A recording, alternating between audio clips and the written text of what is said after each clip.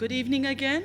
Our lecture this evening is Katrina-Ann Kapāʻanaokalāokeola Oliveira, more commonly known as Kapa.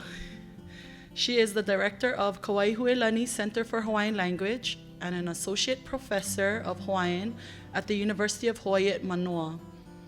She holds a PhD in geography with cultural geography as her area of specialization. She is a former fellow of the East-West Center, First Nations Futures Program, and Melen Hawaii Fellowship Programs.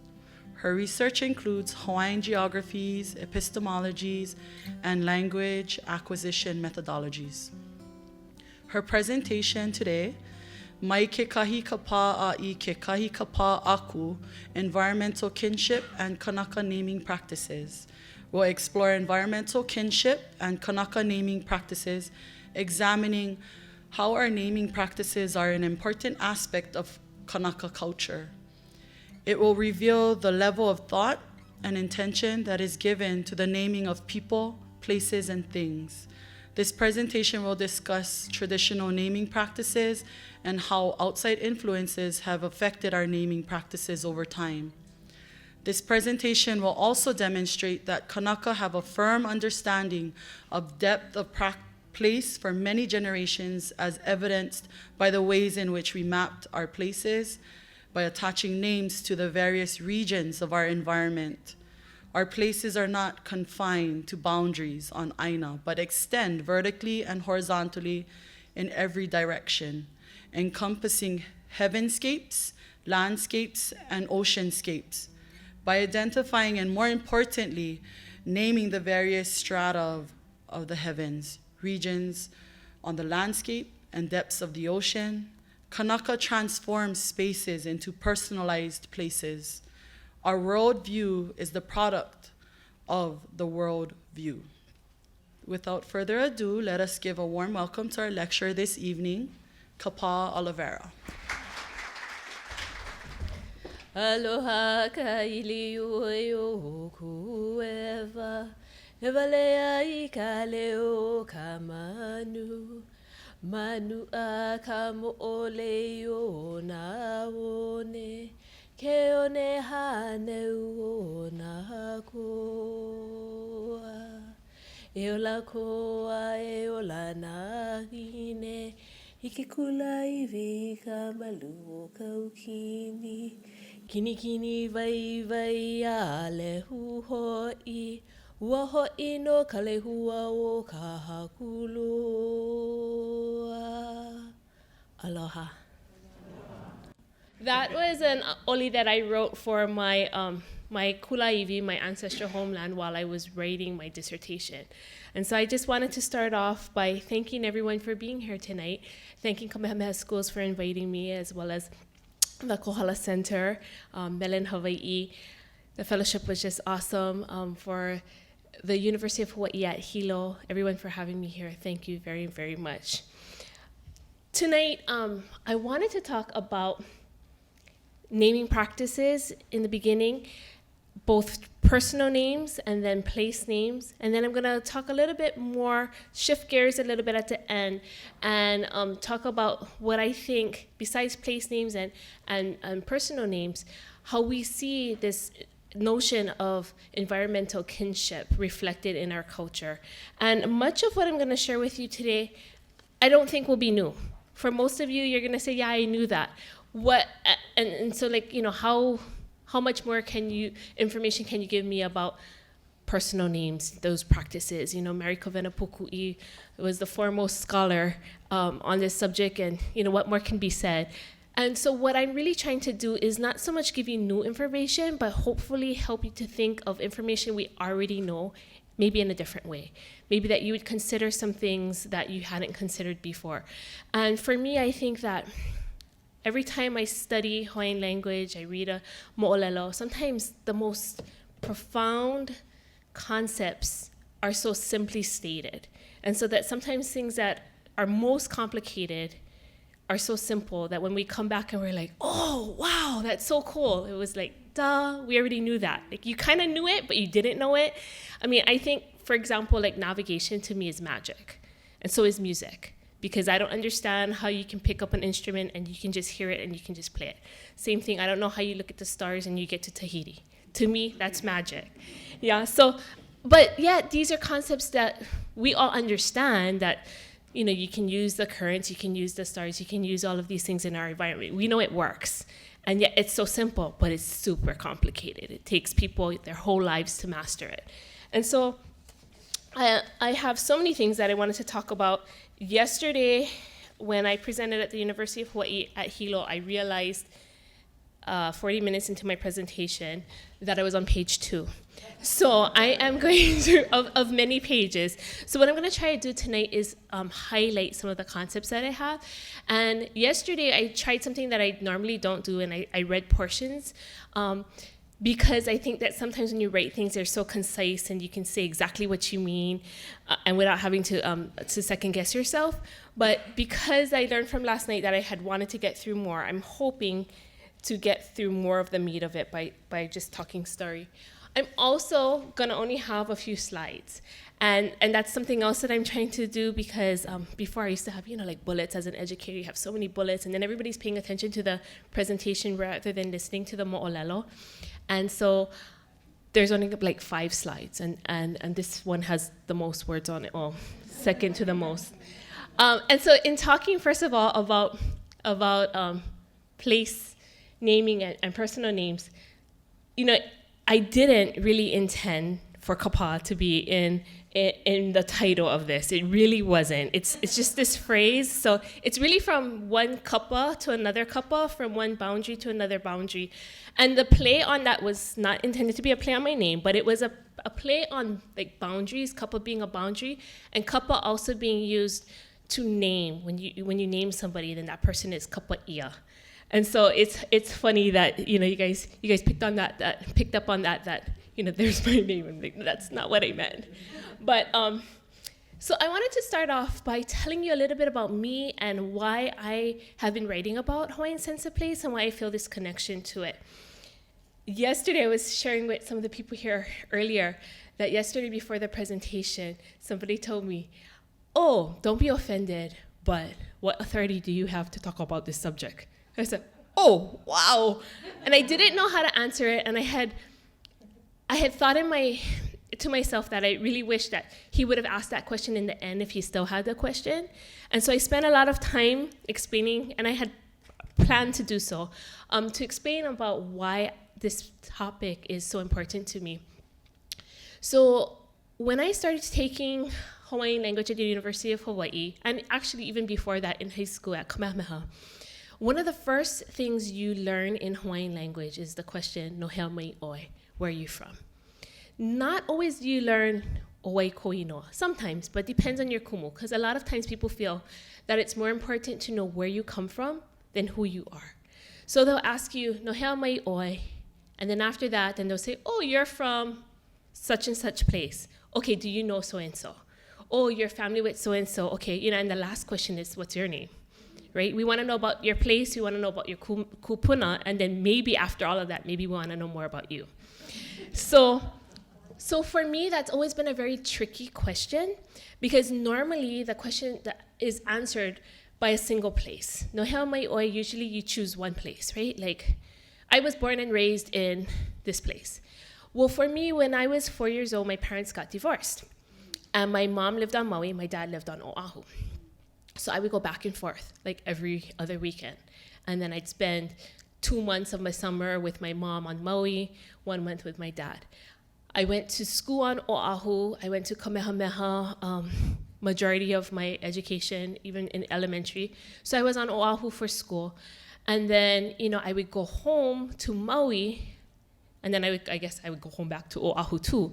But when I was on Maui, I lived a more rural lifestyle. So I had family on my father's side who lived in Ke'anai Wailua area on Maui. And so everybody who's from that community, they know each other, yeah, and they're usually all related to one another. My auntie married into the community. She married a Mitchell. She married Harry Mitchell Jr. And then she had a fruit stand. They had a fruit stand together. And so, you know, working at the fruit stand, you meet everybody. So everybody knows who you are. You know their name. And I would see like I'd be working with my friend at the fruit stand, and we would see a boat go past, and it's, like, you could see all the nets, and you could see the fish in the back. And so she said, oh, come on, let's close the fruit stand. Let's go help them open net. And so sometimes my auntie guys wouldn't even be home. They'd go to town. And because everybody knew each other, we'd walk to the pond. We'd walk here and there. We'd ride our bikes. So sometimes they'd go to town and they'd come back and we'll have like 20 akule. And I was like 10, 12 at the most. Because you go and you help, and then everybody gets a bucket. I don't know how I carried the bucket home, but I carried the bucket home, and that was the life in Keanai and Wailua. And then, like every night for dinner, you go to somebody else's house, and it was like a paina every night. And then my mom's side of the family was living in Pukalani at the time, but our roots go back to Kahakuloa. So Kahakuloa is an even more rural village than is Keanai and Wailua. And so, everybody over there, they all know your name. And so for me, when I was starting to write about, when I first got into geography, the way I got into geography is because I was taking all of these classes in Hawaiian language and Hawaiian studies, and I really enjoyed it. So I double majored as an undergraduate.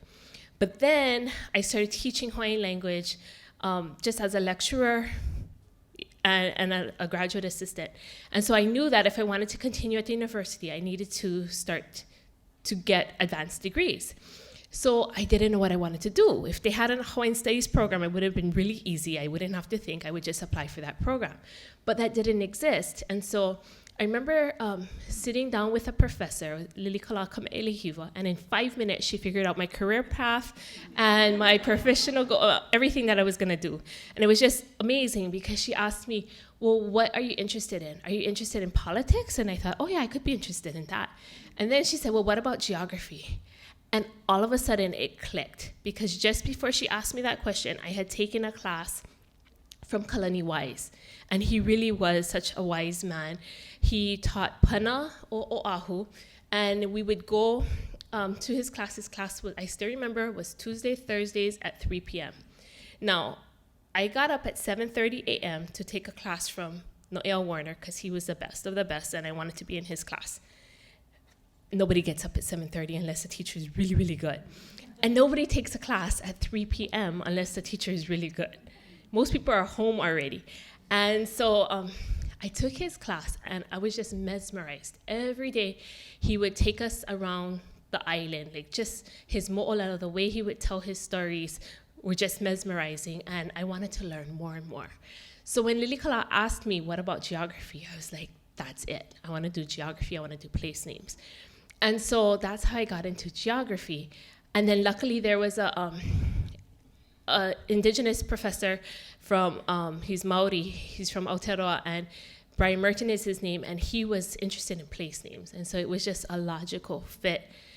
So I went into geography, and I was also teaching Hawaiian language, and a lot of people say, oh, how do you teach Hawaiian language if you have a geography background? I said, well, aina is my area, and so everybody who is currently teaching, who has a degree outside of Hawaiian language, brings that knowledge system back to what we do. So of course, we gotta know about aina if you're teaching in Hawaiian language, and you gotta know about mele. So we have kumuhula, we have all these different people who have this knowledge that is really still connected to Hawaiian language. So that's how I got started in that. And then when I was in my PhD program and I was writing my dissertation, well, first I wrote my MA thesis about Kahakuloa Maui, where my family is from. And that was great because I got to write about a topic I had just wanted to do as a hobby in my free time. And now I got an MA for doing my hobby. Like, great, right? Now, for my PhD, I got to figure out what am I going to do. So I decided to do something on Hawaiian sense of place. And so I thought, how do I write about Hawaiian sense of place? So first I went to, where do you get that information? Like, what page of what book do I look that up to begin? So what I did was I went to the Bishop Museum, and I went through their entire card catalog over like a year and a half. People thought I worked there already because I would show up every day. And the other employees, the archivists, were introducing me as a new employee to the employees in other departments. And so when I got to the end of that card catalog, though, I still didn't feel like I knew anything more than I did the first day. Like, I didn't feel like the authority that you're supposed to be when you finish your dissertation, or so I thought. So I decided to go to Maui and to write and to take a semester off. And so initially, I got this offer that I couldn't refuse. My mom's friend lived away and had this beautiful mansion. And she said, "Do you want to house sit for me?" And I said, "Yeah, I want to house sit for you." And all I had to do was live there. That's all I had to do. She had a maid, she had a gardener. I just had to live there so that they knew the house was, people knew that the house was occupied. And it was meant to be, but that fell through. And so then I said, oh yeah, that's initially what I said. I said, oh no, now what am I gonna do? And then I thought, okay, I'm gonna write about a Hawaiian sense of place. I gotta go back to Ka'akula. I gotta go back to my Kula Iwi, my ancestral homeland, and I gotta write there. Okay, but if you know anything about Ka'akula, it's rural, like Waipio Valley kind rural. It's smaller though. And so, in order to begin writing, I needed to get my family on board. We needed to weed whack the driveway so I could drive up to the house. I needed to renovate my grandfather's house. He had passed away for about 20 years, 16, 20 years, something like that, 16 years before I had gone back to the house. And so we had somebody living there, but he was just, he wasn't maintaining it. He just had a place to stay. And so when I couldn't believe actually that someone had been living in it, we renovated it, put a phone line, and I had piped water from the stream. I bought a generator so that I could connect my computer and write at home. I had Dialup Internet, which I was super stoked about, because if you know how rural Ka'akula is, that's like, I mean, even today, if I went to Ka'akula and I had Dialup Internet, I'd be happy, because I don't think, you can't even catch the radio sometimes in the valley. So that's how I started to write about Hawaiian sense of place. In the process, one of my chapters was about like my methodology chapter and how I was going to approach this, and then how do we as Kanaka know what we know? And I was thinking, how do we know? And then I said, of course, Ike, right? We know because we see. And the word Ike is to know, it's knowledge. Of course, we see. And then I started thinking more about that. I'm like, okay. And again, this is where it's like simple is complex. Then I said, oh, it's because of the senses. We see, we touch, we taste, you know, all of those things, which is, again, so simple. It's there right in front of our eyes. But it's still embedded in the Hawaiian language where you have Ike. So it's not just Ike, but it's being able to ho'olohe and all of these things. And so I was writing my dissertation, living with my dog, happy to have piped water to the house so I could flush the toilet. If there was a big storm, I had to worry about whether the pipe was still working, the line was working, have to follow the line, fix it. And so one day while I was writing, I was sitting out on the lanai and just writing away, and all of a sudden I realized that subconsciously that the river had risen. So it was a bright sunny day, and all of a sudden I said, oh my goodness, the river just rose. And so I went down and I looked at the stream, and I went down to the stream and I said, yep, wow, that's really cool. Like I wasn't, you know, like, so now I'm sensing my environment. I'm becoming one with the environment. And so, but it was funny for me because to me, I was like, wow, that's really cool. But I didn't see all the other ho'ailona, like the really obvious ones, like all the neighbors walking down the stream. And the reason that was important is because in order to park your car, like where we park and where most of the people who live in the end of the valley park, you have to cross the river twice. So everybody else knew that the river had risen, and so here that was the warning sign. So that was like, if you want to leave, you better move your car now before the real big water comes. And so for me, it was the first time I saw that, because it wasn't this huge flood. It was just a few inches. It was just the warning sign. But that was the beginning of me being able to sense place. And that's the beginning of me being able to write about it.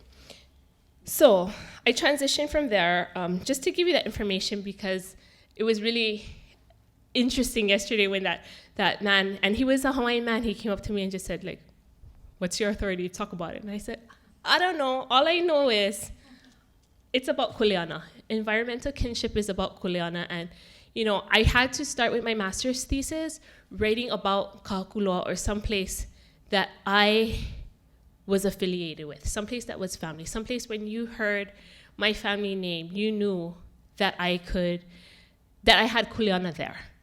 And so when I write now, even though my name is really long,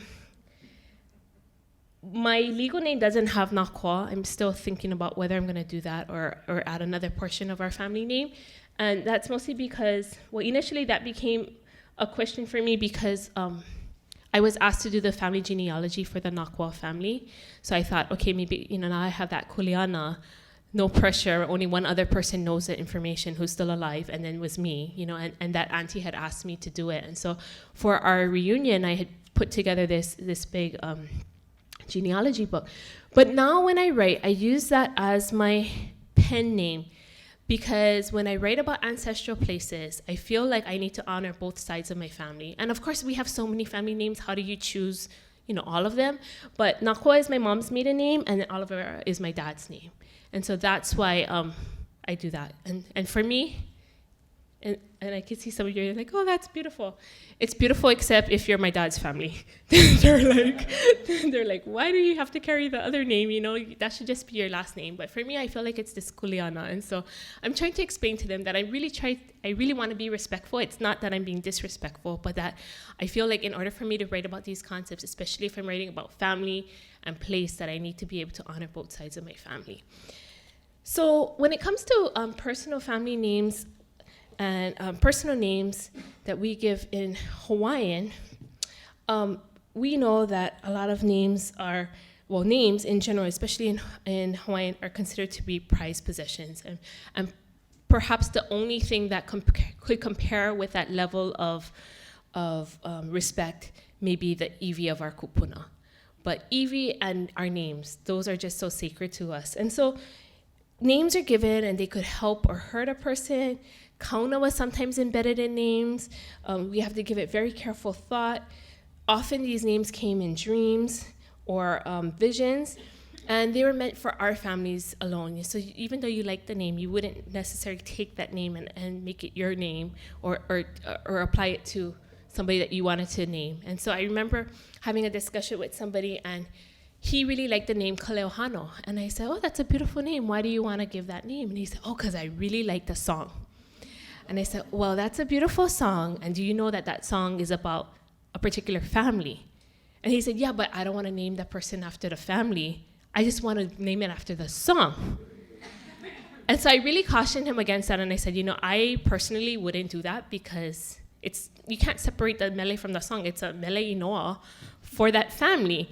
And he had a really hard time. And for me, I just had to oki in and just say, I helped that person as best as I could. If that person decides to do that, that's their kuleana, not mine. And it's maha way for me to, take it any further than this. So I just had to leave it there. Sometimes you're going to have several names. We'll have an informal name and a formal name. And so for some reason, as a Kamehameha graduate, sometimes I hear, oh, Kamehameha graduates, how come you guys graduate and then all of a sudden you guys have like Hawaiian names? And I said, no, we already had the Hawaiian names, but sometimes we decide to use the Hawaiian names after. And why not? It's always been our names, right? It's not like I'm trying to be more Hawaiian because of the names. And I only get that question like when it comes to Kamehameha. It's so interesting to me. And then another kind of related thing, going back to place, is so I have this, identity crisis sometimes because now as a mobile Hawaiian, I can be on both islands. In fact, right now, my daughter is gonna be 2 in a couple of months. She spent the first 17 months of her life living only on Maui, and now we commute back and forth between Maui and Oahu. So my kane is on Maui, he has a job he loves on Maui, I have a job that I love on Oahu. So we spend Sunday nights through Thursday nights on Oahu, and then Thursday through Sunday on Maui. So she's gonna have the same identity crisis as me.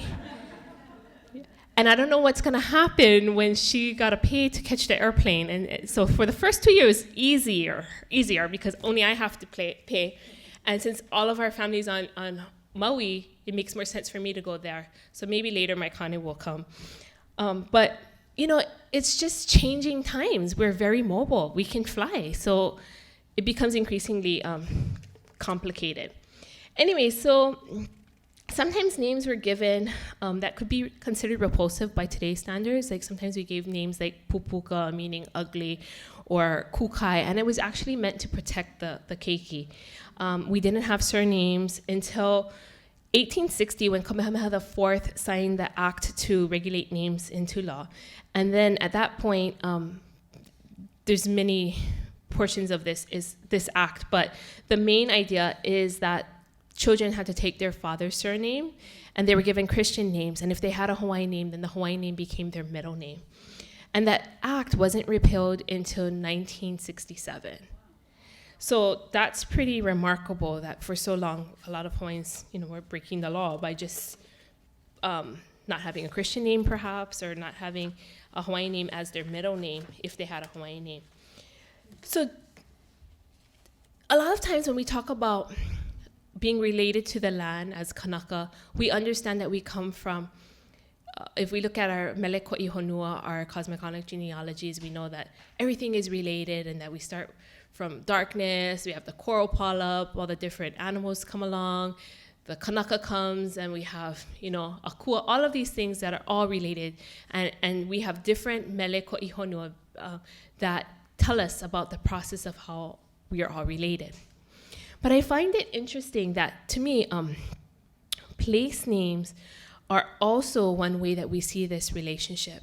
Because if we give names to our children, you don't choose, right? Like, I think I'll give a name to the second child. We give a name to every child, right? And so we also name all of our places. And so places were as big as islands were given names, but sometimes they were as small as rocks. So you have names for Mokupuni Islands, Moku, Ahupua'a, Ili, house lots, lo'i, rocks, all of those things. Today, a lot of people name their hale. And so that shows this relationship because we wouldn't name something that we didn't care about. And so to show that we are so, we have this relationship, I think that also shows that that familial relationship. So as the most isolated landmass in the world, Hawaiians had to rely on our resources, which meant we really had to take care of our environment. And so, we didn't have the luxury of just, calling for takeout from other islands and shipping things like how we do today. We relied on the land, and we had to mālama the aina to make sure that it was gonna take care of us, not just today, but for many generations to come. And so for me, sometimes I have a hard time because my kane is in construction. And he's just like, oh yeah, you got a big job. And I'm thinking, oh no. I'm happy that he's working and happy that he likes what he's doing. But for me, I'm like, can you guys not just fix up roads? Can you not work on the infrastructure? Just because for me, I'm thinking more long term. I'm not thinking about, okay, there's a job for today. I'm thinking, how can we have jobs that can sustain us? And how can you work, in this industry, but be able to make sure that our daughter is still gonna know what a stream is and that it's gonna run and it's gonna have opai and it's gonna have hihivai. How do we ensure this balance? And it's very, very tricky. But I think our kupuna did a really good job at that. So place names reveal this close relationship to the land. And I think there's a power of naming, because in naming you can give a name to a place that may commemorate an event, just like you can do for children, right? So you might give something so that everybody knows that this event happened. And even with keiki, sometimes, not so much today, but I think ancestrally, people would sometimes give names that if you offended me, I might name my child a name like Kukai. Like if you threw Kukai over my fence, I might name that child Kukai so that every time you heard me say that name, speak that name, you're reminded of that act, of what you did to me. And so I think it's really important for us to think about place names as a means of quoting our ancestors. And I don't know if any of you have ever thought of it that way, but if our kupuna gave these names many, many generations ago, every time we say a name, we're quoting our ancestors. And that has a lot of mana in it.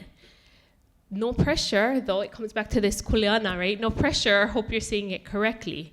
Or, as correctly as we can. Sometimes there's gonna be different mo'olelo, like Molokai versus Molokai, which one is correct? And there's mo'olelo that back up both pronunciations. And so I'm not saying that there's always gonna be a correct way, but like I know Kamehameha wouldn't shorten his name to Cam, for instance. Like guaranteed he wouldn't have done that. If he did, fine. And sometimes people today say, oh, you cannot shorten your name. Like you cannot go from Kapaʻanaokalāokeola to Kapa. I say, okay, so every time you end with a final kahea about lili'u kalani, is every final kahea, hei noa no lili'u kalani? What about lili'u? There's many examples of our kupuna doing that. And so for me, it's maha'oi for me to tell you, don't shorten your name, or why did you shorten your name? But I can say that there are examples where it did happen. And if I want to shorten my own name, then I should be able to. And, sometimes we see people shorten their names in the middle of a name, and we think, okay, well, that's not a whole Hawaiian thought. Like I know several people, whose name is like Po Mai Kai, and that's like one thought. And so sometimes people say, well, maybe you don't want to take just Po, but it's not my name. It's not my kuleana. If they say, hey, aloha, I'm Po, I'm going to say, oh, right on, Po. I'm not going to say, oh, Po Mai Kai all the single time, because that's not my name, and it's not my kuleana to tell somebody about their own name. So there is a lot of mana in names. It's encoded with meaning, and when we name places, we give it mana. And so that if it's something forgotten about, you wouldn't name it, right? So just like your children. I mean, I don't know if any of you have decided, this final child, no need one name. Probably not. Probably not because of all the aloha we have. And so it's not just something that we do because we have to, it's because we want to do it. And today, we see this link, we have attachments to place, because the land is an extension of our kupuna, the kupuna are an extension of us, and when they get buried back in the land, and that's the land that we have the kuleana to malama. And so ancestrally, a lot of times, maka'inana buried their dead right on their kulaiwi. And so if you go today, you still see like a house lot. Like for me, a lot of people were not only freaked out that I was raiding in such a rural valley, living by myself, no more electricity except my generator, and I had my dog, but that there was a gravesite right outside, like right outside the window. They're like, you're not scared? I said, why would I be scared? That's my kupuna. I mean, when you go grandma's house, you're not scared, right? So why, if grandma passed away in the house, I'm gonna still go to grandma's house, even though I know my grandma or grandpa passed away in the house, because that's my kupuna. I don't feel a sense of fear. I feel a sense of aloha for those people. And so we still see this connection with these places.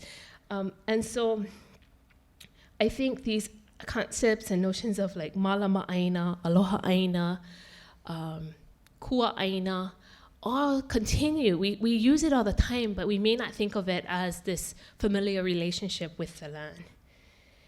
So place names serve to me as footprints of the past. If we were to study them, we would learn more about what a place was like in different times. If you look at this is one footprint of the past. This is a picture of Pi'ilani Hale in Maui, and I'm pretty sure I got this right, but the wall there, the highest wall, is 69 feet high, and it's about 3 football fields wide. So it's not just one face of the wall that just goes up 69 feet.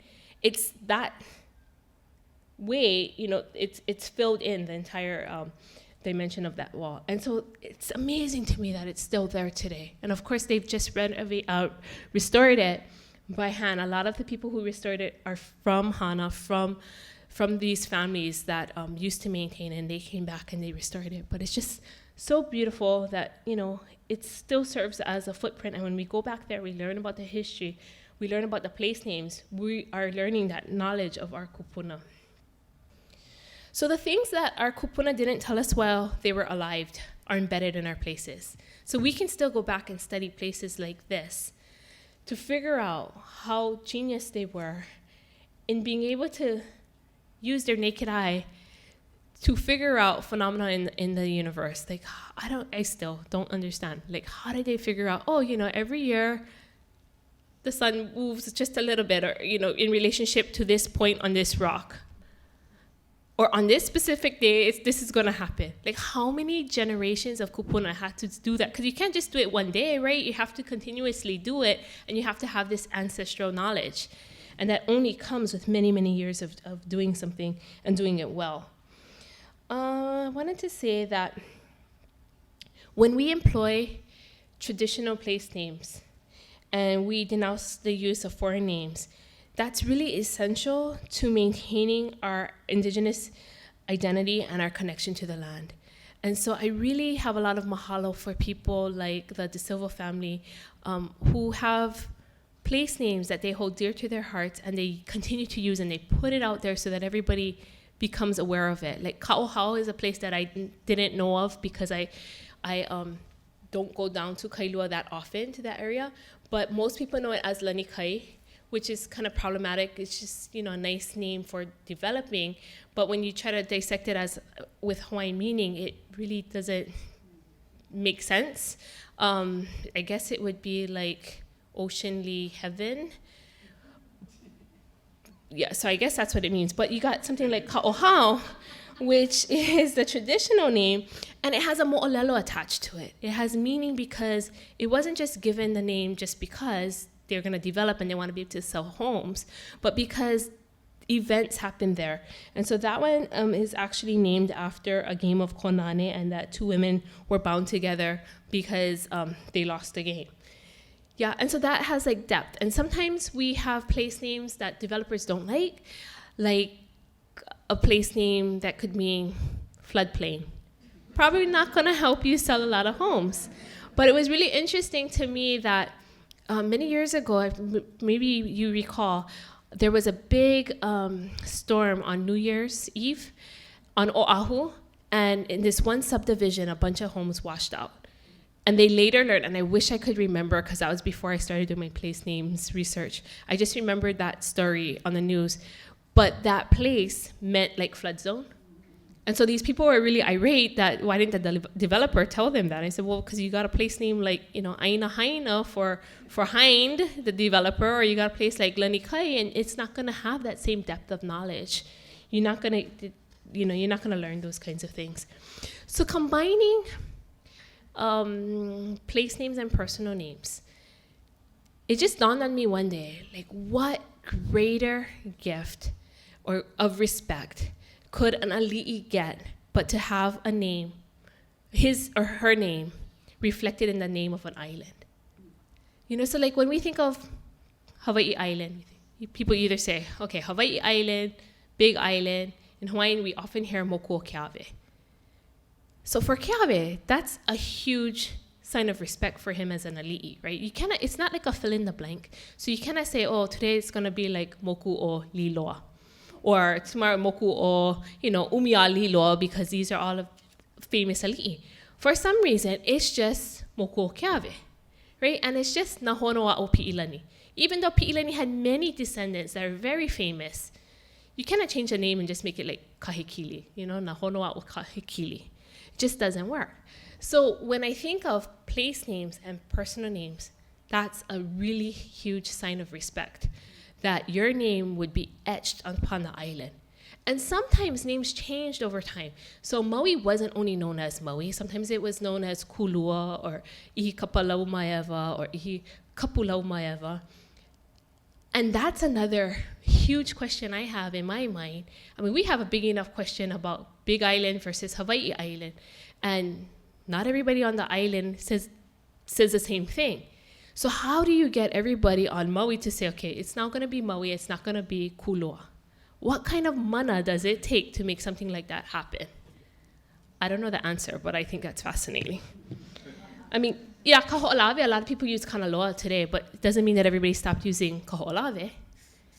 So I don't know, like, what kind of power Ali'i had. I mean, it was probably even greater than this, building something like this, to be able to say, you know, from now on, we're going to oki this name, and this is going to be the new name, and people listen. That's kind of the overview that I wanted to give about that. And then I wanted to talk a little bit more about some other indicators, I would call them, or other signs, or other signs that we are related to the land. And this comes from my more recent work with the Mellon Fellowship, finishing up that book manuscript. And so I initially began with my dissertation, just, you know, figuring out how am I going to write about this topic. And then after I looked at place names, which was my initial passion in geography, more and more Ike would come to me that, of course, was already there, but just I find so fascinating. And so as I mentioned before, we know that we are related to the land because of these cosmogonic genealogies, because they say so. They say that, you know, we are related to everything in the universe, including the coral polyp. And it says that the kalo is our older sibling, and that we are the younger sibling. And so as the younger sibling, we should care for our older sibling, have respect for the older sibling. And if we're good and respectful, then our older sibling may feed us. It's kind of how it works in the family, right? You got an older sibling watching you while mom and dad are out. You better be nice or you might not eat until your mom and dad come home.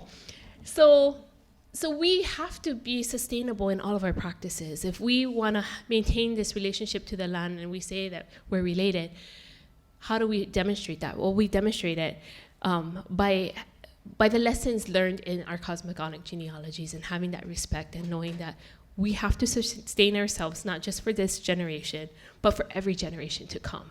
No pressure, huge kuleana. And then the next one, and these are all chapters that I'm working on in my, that I had worked on for this book manuscript, and it's called Ancestral Places. Places to stand is the idea that within our ancestral society, we had different ranks of people. And in thinking about them, particularly, so I went through the Bishop Museum card catalog, and I got to the end and I said, oh shucks, don't feel like I'm an authority yet. Like, how am I going to write about this topic? And so I had to look for other sources out there. And so another way that I could quote my kupuna was to look at their olelo no'eo. And there's a lot of olelo no'eo that talk about place. In fact, about 40% of all olelo no'eo in the book by America Venapukui relate to place in some way, whether it be an actual place name or just some kind of place-related concept. And so that's huge, that of all of these olelo no'eo, some of them are funny, some of them are, you know, clever, many of them relate to place. What I found in many of the olelo no'eo is that when it related, and this is, again, everything that we already knew, but for me it was like an epiphany, and then I had to go back to say, yeah, I knew that, but I don't know, now it just feels like a breakthrough. And it's that when it comes to Ali'i, that their relationship to place was mostly to the heavens, right? And so, yes, they were gods, they were akua that walked the earth, but they tried to relate more to the heavens so that they could extend their rank as a high-ranking ali'i to the heavens, the akua. So, you know, their auma akua, their ancestral deities, were things like the hawk, the birds that could fly the highest, the highest elevations on land, the stars, often the stars. And in general, a lot of them had the name Kalani, right, the heaven. And so you don't see very many, I can't think of, I could be wrong, but I can't think of examples of like ali'i names that refer to like Kalepo, right? They're all Kalani this, Ka'iu o Kalani, the highest of this, the E of the Lani, you know, the supreme. When it comes to Maka'inana, what I found and which is just so obvious, is that they really related to the land. That's how they got their name. They were on the land, working the land, and that was their mana. So the mana of the ali'i was to look up to the heavens. The mana of the maka'inana was to be on the aina. And they lived in the same kulaiwi, the same ancestral homelands generation after generation. Whereas ali'i could come and go. So when there was one ali'i nui that took over and won a battle, he or she would redivide the land through a kalai aina and give the best lands to his best supporters. So that could change if there's another battle tomorrow. But the people remain on the land. And so they had this different kuleana, they had this different relationship to the land. And to me, it was really the maka'inana who had the deepest connection because they weren't as mobile. They, even though they might marry into different families, their kupuna were buried on the land. Whereas if you think about like ali'i, often you don't know where the ali'i are buried. So very different concepts of place, this relationship to place, even within the Hawaiian community in ancestral times. So that's what I look at for places to stand.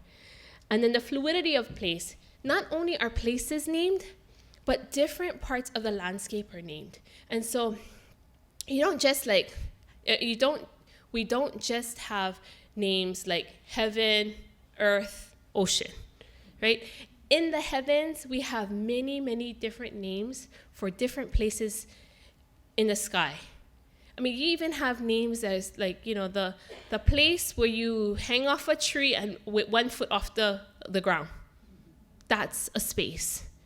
And then we have spaces on the landscape. So we have the mountains, we have the Wao Akua, that portion, the region that's reserved for the gods. And then we have the Wao Kanaka, the place that's reserved for the people. But those are just 2 places, and within those places, you have infinite other places.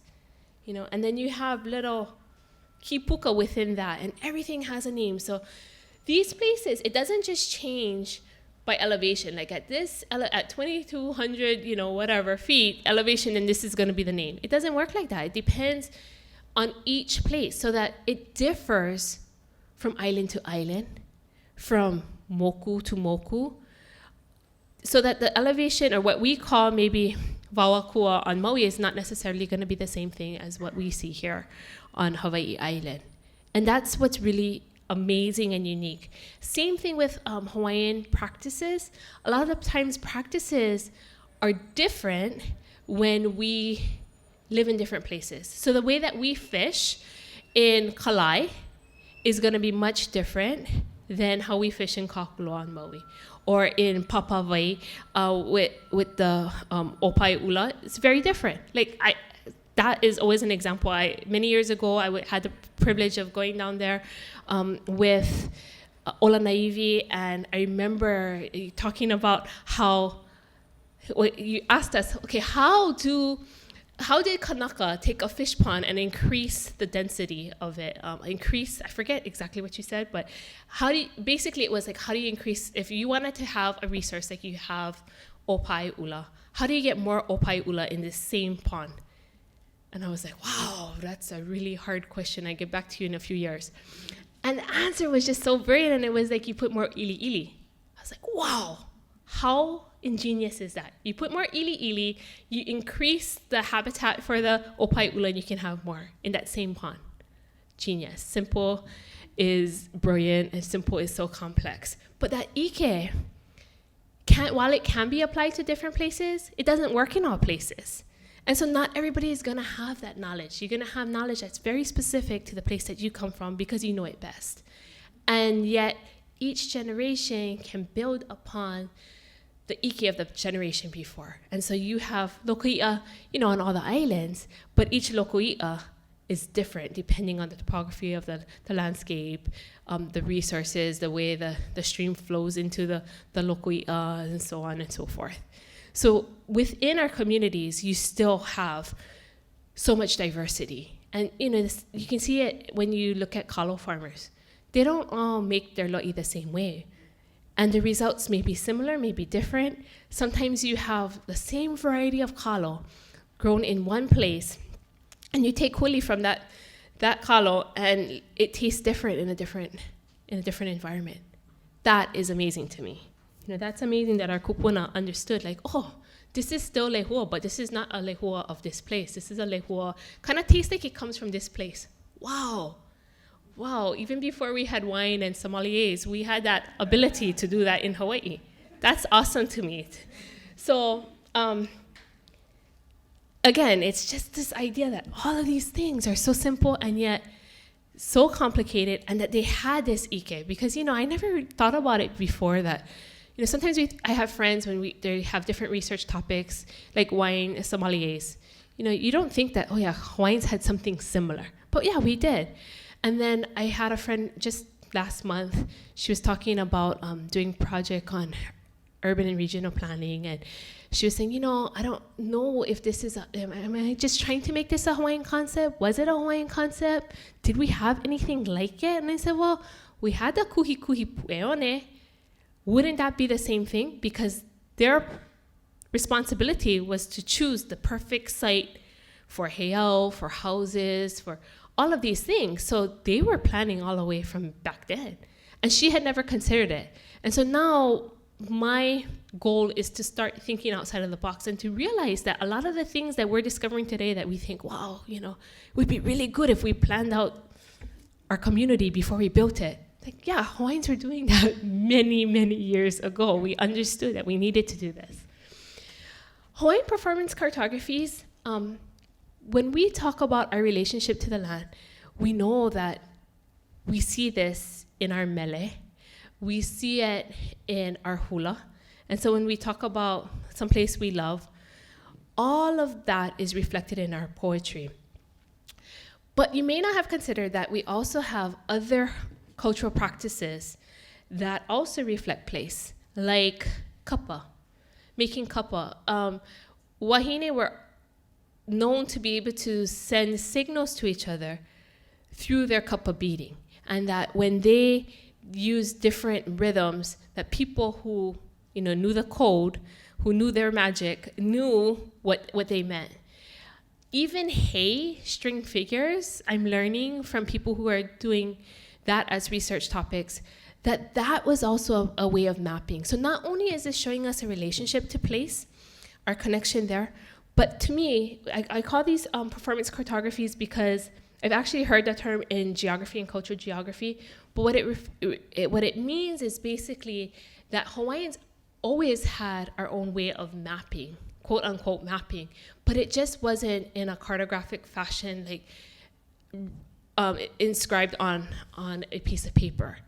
But that we could tell you about our landscapes, we could map places to go, we could tell you about it through our mele, through our hula, through all of these other cultural practices, through kapa. Kapa, if you think about it, it's just like how we could tell and can tell the taste differs from place to place. Kapa colors are also often reflective of the places that we come from, because you use the resources that are available to you. And so a certain color of alaya is only found in certain places. And so when you see someone with that color kapa, you know that they come from this place on a particular island, and that you probably are only going to wear that kapa if you are from that place. Like today we have Maui built, and then they has like Hana, Kula, wherever. You usually don't just say, oh, that's a nice shirt. I like the way it says Kula. I'm just gonna buy Kula, right? You usually buy the place that you come from. And so, like for my kane, it was a big joke one Christmas because he now lives with us in Kula, and he's not from Kula. He's only been there for a few years now. And so my brother-in-law bought him the big Kula shirt, and it took him a long time before he could wear that shirt, especially to parties. And on Maui, everybody is all about like being from Maui. And so I'll tell you another short story before I get to the final point and have a few minutes for questions. Maui, everybody is really, really close. Everybody knows each other. You gotta be nice because you don't know, they could be your second cousin. You're gonna find out, later on when you go to your family reunion. But I've had encounters on Maui that, give me more of an identity crisis. So a few years ago, I had written a bio somewhere, and somebody had read it, and he came up to me and he said, I see you say that your family's from Kakuloa. I said, yes. He said, but how come I never met you? How come I don't know you? I'm from Maui. How come I didn't know you before? I said, I don't know, but I don't know you either. And so in talking, of course, as is usually the case, the next conversation, we found out that he knew my sister really well. And he's like, oh yeah, your sister lives on Maui. Yeah, my sister lives on Maui. That's me. Same life story, you know. We're full sisters. We grew up on 2 islands. He's like, oh, okay. So it was kind of like I passed the test. Then just last summer, I was having dinner at my cousin's house, and she said, oh, just so you know, so-and-so is coming over. He is the brother of my classmate, and I guess he's my sister's classmate. So he came over, and we got introduced, and right after we learned each other's names, well, maybe even before the name, he told me straight up, he said, what are you doing here? I said, hello, like, I just met you. And he said, no, what are you doing here? And I said, wait, I don't understand what you mean. And he said, you're not from Maui. He said, because you went to Kamehameha, you're my sister's classmate, but you were in a border. She was a border, I'm a border. So, and your sister wasn't a border, so you guys are not from Maui. So, oh, that's the definition. If you went to Kamehameha and you boarded. And so it's really interesting to me, and that's why I have more of a complex about it. But so much so that when I decided to give birth to my daughter on Maui, knowing that they had only had epidurals for 1 year. This is only 2 years ago. 1 year. So needless to say, I was more scared of them not knowing how to use epidurals that I didn't take an epidural. I just prayed to my kupuna and got through it. But because I didn't want her to have the same identity crisis. Because the other question that goes along with Nohea Mai'oi is, like, where were you born? So it's usually I was born and raised here. So to make it easier for her, I had to be brave about the epidural and say, okay, you can say I was born on Maui, I was raised on Maui, you know, because if you say you're not born there, it makes it more questionable. So the last thing kind of brings us back to full circle, and this is sensing ancestral knowledge. What I'm working on now, what I call this concept is a sensibility. So going back to the Ike, to being able to listen, to being able to sense the environment, obviously we know about what we know because we see, we touch, we taste, we feel, all of that. But I think in addition to that, there are other sense abilities, and I call it an ability because it's something that we can tap into. Like we can, you know, learn to ride a bike, but we have to keep on practicing at it to get better and better. And so I think it's really important to consider the sensibility of O'apa'apa'a, which is ancestral time. We know because we've been living in the same place for many, many generations. Our ancestors have been here. The moon, the stars, they're all our ancestral time clocks. You know, there are our grandfather clocks. I'm looking at the same clock that my grandfather looked at, that his grandfather looked at. And so to me, that's pretty profound, that we all still look at the same clock. And so that's one, is the sense of O'apa'apa'a. Another is a sense of na'au. So we know because sometimes our na'au just tells us. And some people recognize that as a sixth sense. Sometimes you say like motherly instinct, but I think that as Kanaka, we know certain things just because we know it, and we don't need to explain how we know it. Another one is the sense of mo'o. And mo'o is so powerful because it's a series. We know because of all of these series of events that have happened for over many generations. And the word mo'o is embedded in many important Hawaiian concepts like mo'oku'auhau, genealogy, mo'olelo, mo'ohele, all of these concepts that help us to feel better about ourselves knowing what we know. When we doubt ourselves, we can say, okay, I might not know just because of me as a Kanaka, but I know because my kupuna know. And so I just end this tonight with a saying, "Na vai e ole ke ako mai he ala hele I mai ka hele ia e o umau makua." How would I not know this path that's been so frequently traveled by my kupuna? And so I look to them, and I may not know, but I say, somewhere in the places, in the place names, in the footprints that they've left behind, is this Ike? And I know because they knew. And even though this kuleana is so great, I can feel better knowing that they are still talking to me, and I'm still quoting them, and I can still look to them every day in sites like this and say, okay, I don't know how I'm gonna know, but you gotta give me the strength to know and to be okay with saying what I'm gonna say or believing in what I'm gonna believe. And so we rely on our na'au, we rely on this au'apa'a, we rely on all of these mo'o to get us through.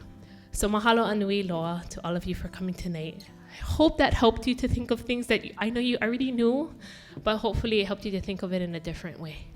Mahalo.